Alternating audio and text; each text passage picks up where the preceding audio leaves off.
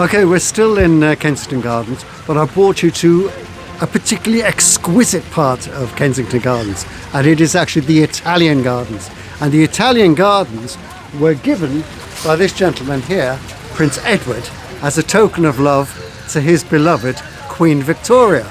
Now there's another image actually of his beloved on the other side, which Christian will film for you. And also around about there is a carving of Queen Victoria's initial, and Prince Albert's initial interposed, so they are bound as lovers.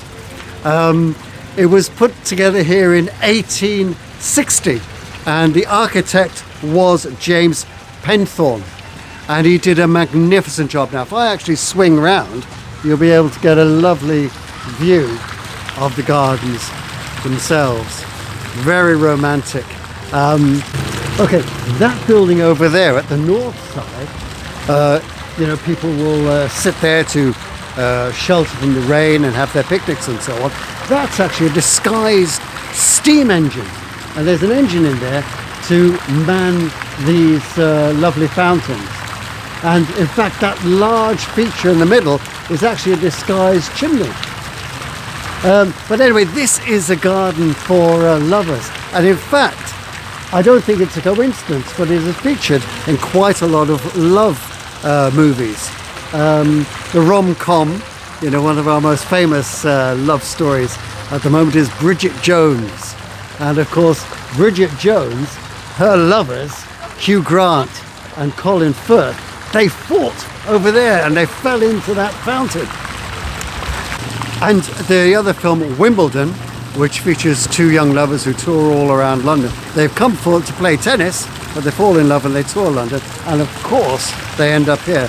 But the quintessential love film for me is featured Virginia McKenna, and it was in the 1950s, the famous movie Carve Her Name with Pride.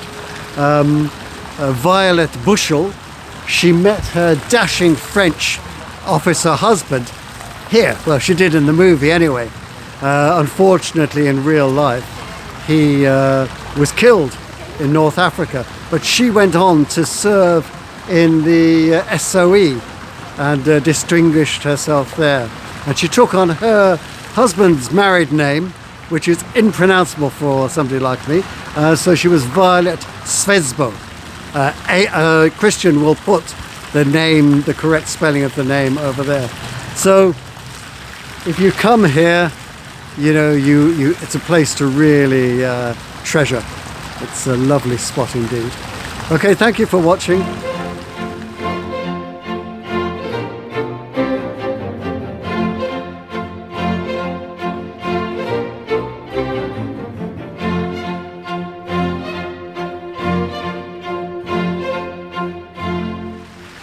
Okay, we're still in the Italian Gardens, and it's all Italian, and the only images are of Prince Albert and Queen Victoria and Mr. Jenner.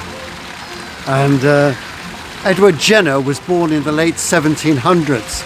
He was the son of a vicar, and he was the 8th of 9 children, and he studied medicine. And he is said to have saved more lives than anybody else in humanity. He was the father of immunology. And famously, he vaccinated a small child, James Phipps, that's it. He was a small boy, and of course in those days, smallpox was a deadly disease, and it killed lots and lots of people. And those that survived were very, very badly scarred. And people had noticed that milkmaids very often had very, very lovely complexions.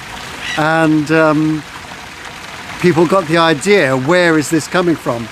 So Mr. Jenner, he actually vaccinated this little boy, and he was able to prove that he was immune from smallpox, and of course smallpox is eradicated now. In his day there were anti-vaxxers, And there's one lovely picture, I think it's from the Punch magazine or something like this, and he's showing the anti-vaxxers off.